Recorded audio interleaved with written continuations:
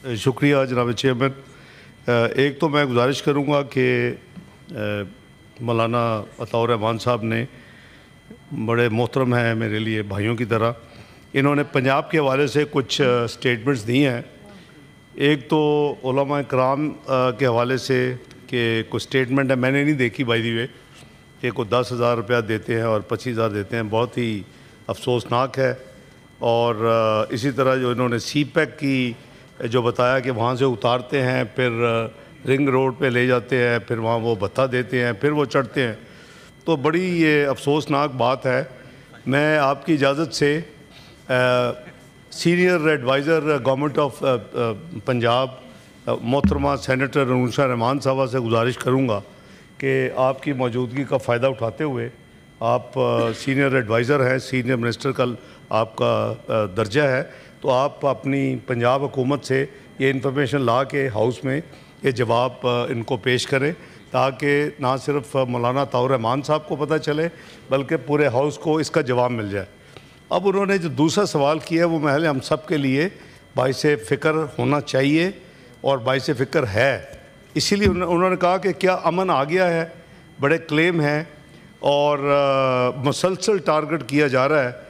ये मैं समझता हूँ कि बड़ी दुख भरी कहानी है और इस पर इस हाउस को लीड लेनी चाहिए सोचने में कि इसको हमने कैसे हैंडल करना है, क्योंकि 2012 तक अगर आप डाटा निकालें, अभी आप गूगल करेंगे नीचे से आपको रिकॉर्ड में मिल जाएगा, तो ये 2012-13 तक ना जी बहुत ज़्यादा पीक कर चुका था जो नंबर और टेररिस्ट अटैक्स थे, सुसाइडल अटैक्स थे पाकिस्तान में।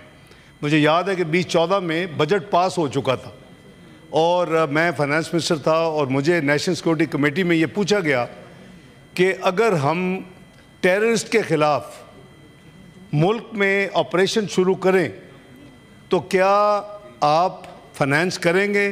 मैंने पूछा कितना अमाउंट दरकार होगा, तो एस्टीमेट था 100 अरब रुपया सालाना, शायद 1 साल ही 2 साल ज़रूरत पड़े। ये इतना बड़ा अमाउंट मैं बात कर रहा हूँ आज से 10 साल पहले की, और उसमें सिविल और मिलिट्री लीडरशिप जैसे आज भी है, नेशनल सिक्योरिटी कमेटी में दोनों तरफ नुमाइंदगी होती है, और ये उस वक़्त एक आज की तरह वबाल जान बन चुका था। तो मैंने कहा जी कि इस काम के लिए हम जितना भी रिक्वायरमेंट हो पूरा करना चाहिए, अपना पेट काट कर कि भी अगर डेवलपमेंट बजट को कम करना है, लेकिन ये काम इस वक्त सबसे ज़्यादा प्रायोरिटी है। जैसे आज परेशानी है इसी तरह उस वक्त परेशानी थी। जैसे आप अगर निकालेंगे 12-13 की तकारीर तो आपको मौलाना अताउर रहमान साहब जैसी हम में से लोगों की तकारीर में ये सारी चीज़ें मिलेंगी। तो आप सबको याद होगा, सिर्फ मैं आपको याद करा रहा हूँ कि अबाउट 10 साल पहले ज़रब अज़ब फिर शुरू किया गया, उसके लिए 1 साल नहीं करीबन 4 साल उसको फाइनेंस किया गया पूरे ऑपरेशन को। और जब वो वहाँ से भाग के मुल्क कोई बाहर चले गए, कोई मुल्क के अंदर आ गए, और उसके नतीजे में वो जो मुल्क के अंदर आए थे उनको क्लीन अप करने के लिए रद्दुल फसाद शुरू किया गया। और कराची की जो रोशनियाँ थी, जो 8 बजे तमाम कमर्शियल अदारे बंद हो जाते थे, उसकी रोशनियाँ लाने के लिए कई मीटिंग्स मियां मोहम्मद नवाज शरीफ ने बतौर वज़ीर आज़म कराची में जाके और एडमिनिस्ट्रेशन के साथ की, जिसमें मैं मौजूद होता था। उस वक्त इंटीरियर मिनिस्टर चौधरी निसार थे, वो पूरी टीम होती थी। उसका नतीजा क्या हुआ इस मुल्क में जनाब चेयरमैन कि 2018 तक, अब आप डाटा निकालें आपको ताकि पता चले, अब ये कमेटी को दें वो काम करें, आपको रिसर्चर्स हैं उनको कहें ये काम दें और हमारे ऑनरेबल मेंबर्स का शेयर करें। तो आपका जो क्राइम जो वो रेट था टेररिस्ट अटैक्स का, वो बिल्कुल नेग्लिजिबल रह गया उस सारे ऑपरेशन से। पाकिस्तान की कौम ने अपना बहुत बड़ी उसमें इन्वेस्टमेंट की। व्हाट वेंट रॉन्ग वो हमें देखना चाहिए ताकि हम आइंदा ना गलती करें। मैं किसी को ब्लेम गेम में नहीं डाल रहा। जो हमारा ये क्राइम रेट है 2021 में, आपके हमसाया मुल्क में तालिबान की हुकूमत आ गई, इंटरिम अफगान गवर्नमेंट जिसका नाम है, ये तालिबान रजीम गवर्नमेंट कह लें, और 4 साल कोई वहाँ भी कोई सीरियस किस्म का ट्रेड इकॉनमी का कोई तलक नहीं था दोनों मुल्कों में। मुझे जिम्मेदारी मिली पिछले साल वज़ीर ख़ारजा की भी, तो मैंने ये इनिशिएटिव लिया 19 अप्रैल को, اور میں افغانستان گیا، میں نے ان کے وزیر اعظم سے ملاقات کی، میں نے ان کے ڈپٹی وزیر اعظم سے ملاقات کی، میں نے ان کے وزیر خارجہ سے ملاقات کی. تمام subjects, trade, economy, political, refugees, ہر چیز کی. ہماری آس جو تھی وہ کیا تھی؟ پاکستان کی طرف سے میں نے ان سے ایک چیز مانگی کہ آپ اپنے سوئل کو پاکستان کے خلاف دہشت گردی کے لیے استعمال نہ ہونے دیں. صرف ایک ون آسک. اور بہت اچھی میٹنگز ہوئیں، بہت ریسیپٹیو، بہت گرم جوشی. اور پھر میں نے وہاں کام نہیں ختم کیا. مجھے پتا ہے کہ ہمارا سسٹم، میں تو وہاں فیصلے کر کے آ جاؤں گا، ایگری کر کے آ جاؤں گا، ہمارا سسٹم ڈیلیور ہی نہیں ہونے دیتا. میں نے وہاں ان کے سرزمین سے متقی صاحب جو وزیر خارجہ ساتھ کھڑے ہو کے میں نے پریس کانفرنس کی، اور میں نے وہ پوری لسٹ پڑھی کہ ٹریڈ میں ہم نے یہ ان سے وعدے کیے ہیں، یہ ان سے طے کیا ہے، دوسرے پولیٹیکل یہ کیا ہے، ریفیوجیز کے حوالے سے ہر چیز وہاں جو کہ افغانستان پاکستان میں بیک ٹو بیک دیکھی گئی. اور میں نے پھر واپس آ کے ان تمام چیزوں پہ 2 مہینے میں عمل درآمد کروایا. اس کا نتیجہ یہ ہوا کہ 2 سال سے پاکستان کا بہت بڑا پوٹینشل ہے. وہ پاکستان اگر سینٹرل ایشین کنٹری سے کسی بھی کنٹری کے ذریعے کنیکٹ ہو جائے ریلوے کے ذریعے، تو وہاں پورا نیٹ ورک ہے ان کا آپس میں، ان کا چائنا کے ساتھ، رشیا کے ساتھ، یورپ کے ساتھ، ہر جگہ پہ نیٹ ورک ہے. You are connected everywhere. تو ہم 2 سال سے جب پی ڈی ایم کی گورنمنٹ تھی، جب پیپلز پارٹی ہمارے ساتھی تھی، اس وقت ایز فائنانس منسٹر میں نے ریلوے منسٹری کے ساتھ مل کے ایک پورا پلان کیا کہ اگر ازبکستان کی طرف ریلوے ہے، پاکستان کی طرف ریلوے ہے، اگر یہ افغانستان ٹرانس افغان ریلوے، اس میں ہم خراچی کے ذریعے اگر یہ ہم کام کر لیں تو 624 کلومیٹر کی ریلوے لائن اگر بن جائے تو یہ ہم پوری دنیا سے پاکستان کے جو لوگ ہیں، پاکستان کی جو ایکسپورٹس ہیں، پاکستان کے جو تاجر ہیں، ان سب کو بہت بڑا فائدہ ہو سکتا ہے. اس 19 اپریل کی گڈ ول کی وجہ سے، اور جو ڈیلیور کیا آگے، جب میں جولائی میں 17 جولائی تھا غالباً، ازبکستان کے فارن منسٹر، میں اور متقی صاحب میٹنگ وہاں طے ہوئی، اور یہ فریم ورک ایگریمنٹ سائن ہو چکا ہے. یہ فریم ورک ایگریمنٹ اب ریلوے کا سائن ہو چکا ہے.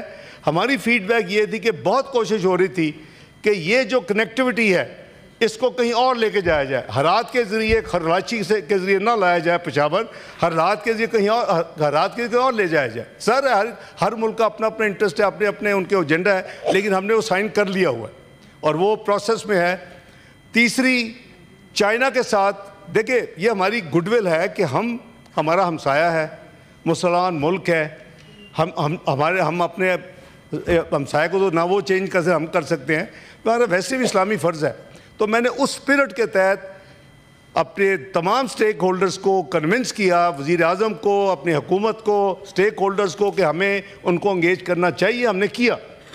لیکن بدقسمتی ہے وہ جو مولانا صاحب فرما رہے ہیں، بدقسمتی ہے کہ یہ گریجولی جب سے یہ حکومت آئی ہے آئی اے جی، یہ ہر ہفتہ اگر آپ پچھلے ہفتے سے کمپیئر کریں گے یا ہر مہینہ پچھلے مہینے سے کمپیئر کریں گے تو نمبر آف انسیڈنٹس بڑھ رہے ہیں اور جو شہادتیں ہیں وہ زیادہ ہو رہی ہیں.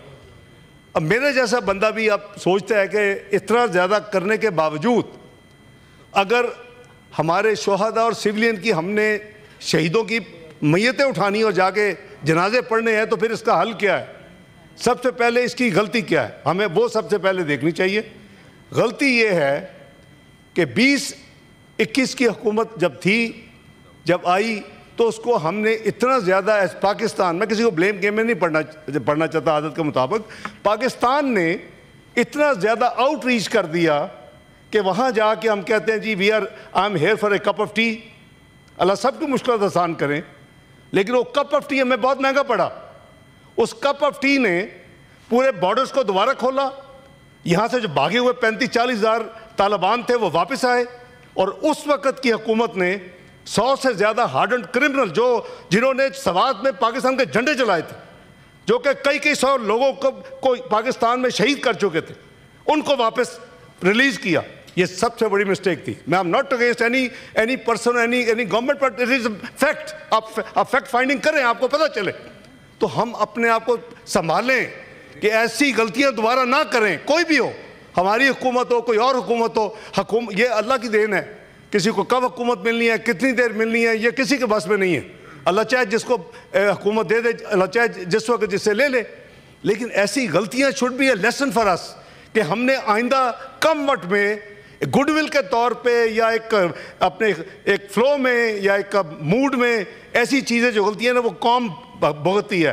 جناب چیئرمین مولانا صاحب, یہ آپ نے کہا نا کیوں ہو رہا ہے, یہ اس لیے ہو رہا ہے کہ وہ ہماری جو پرابلمز ہیں وہ اب اتنی بڑھ گئی ہیں کہ we are back to 2012 scale, اس سے بھی زیادہ بڑھ گیا اور ہر ہفتے ہو رہا ہے. ابھی دیکھیں ڈائلاگ ہو رہے ہیں, ایک دوحہ میں ڈائلاگ ہوا, ڈیفنس منسٹر نے لیڈ کیا, ایک لمبے راؤنڈ ہوئے اپنے اس میں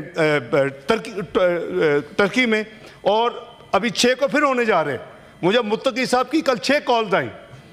میں ان کو کہا کہ آپ کو صرف ایک بات ہم نے مانگی تھی, اور یہ تھی کہ آپ کی سرزمین سے نہ ہمارے ملک کے اندر نہ وہاں سے کسی قسم کی ٹیررس ایکٹیویٹیز نہیں ہونی چاہیے. اور آپ نے مجھے بھی اس پوائنٹ پہ لا کے کھڑا کر دیا کہ میرے جیسا جو سپورٹر ہے ایک اسلامی ملک کا, ایک ہمسایہ ملک کا, ایک اسلام کے تحت, قرآن حکیم کے تحت جو مدد کرنا چاہتے ہیں, آپ کی ہینڈ ہولڈنگ کرنا چاہتے ہیں, آپ کے یہ اس کام نے مجھے بھی اس وقت لا کے ساخت کر دیا. تو میں سمجھتا ہوں کہ ہمیں جناب چیئرمین یہ ہماری کمیٹیاں, یہ آپ کے پاس جو یہ لوگ ہیں, یہ بہترین آپ کا گروپ ہے, ایک بہترین ہاؤس میں تمام صوبوں سے بیٹھے ہیں, اور ان کے کوئی لاء میں ایکسپرٹ ہے, کوئی ایگریکلچر میں ہے, کوئی ان سبجیکٹس میں ہے, کوئی اسلامیات میں ہے. ان سے فائدہ اٹھائیں, ملک کے لیے سوچیں کہ ہم کس طرح اس لعنت کو, اس ناسور کو ختم کریں, مل کے ختم کریں. انہوں نے مدارس کی بات کی, میں بہت پروموٹر ہوں, میں اس چیز میں سمجھتا ہوں کہ مجھے یاد ہے کہ آج سے چند سال پہلے 38,000 مدارس تھے حضرت اس ملک میں. اللہ کے فضل سے آپ کو مبارک ہو, اب 1.5 لاکھ مدارس ہو چکے ہیں. میں اپنا بہت عالم نہیں ہوں, لیکن میں ان چیزوں کا اپنی علم کے لیے میں اکٹھا کرتا رہتا ہوں ڈیٹا. تو میں سمجھتا ہوں کہ ہمیں مل کے اس ہاؤس کو, بلکہ حکومت کو تجاویز دینی چاہیے کہ اس ناسور کو ہم نے دوبارہ کیسے ختم کرنا ہے. تو حکومت نے ایک کلیئر فیصلہ کیا ہوا ہے کہ ہم آخری دم تک لڑیں گے. ٹی ٹی پی وہاں ہے جس کو اپنا آپ کا فتنہ الخوارج کے نام سے, بی ایل اے وہاں ہے, فتنہ ہندوستان. اب یہ ساری چیزیں ملٹیپل بات پازیٹیولی آگے لے کے جانا چاہتا ہوں. یہ میری ذمہ داری ہے پاکستان کے بہا پہ جو مجھے قلمدان دیا گیا. لیکن جب آئے گا پاکستانی, اور جب وہ اٹھائیں گے اپنے جنازے اپنے جوانوں کے اور اپنے آفیسرز کے اور اپنے سیولین کے, تو پھر جو ہے نا جی بہت دل دکھتا ہے کہ ہماری سوچ کیا ہے. تو امید ہے کہ انشاءاللہ یہ چیز 6 تاریخ کو آگے جائے گی, اور میں اگر کوئی اور چیز ہوگی تو میں حاضر ہوں جی جواب دینے کے لیے. بہت شکریہ. Thank you sir.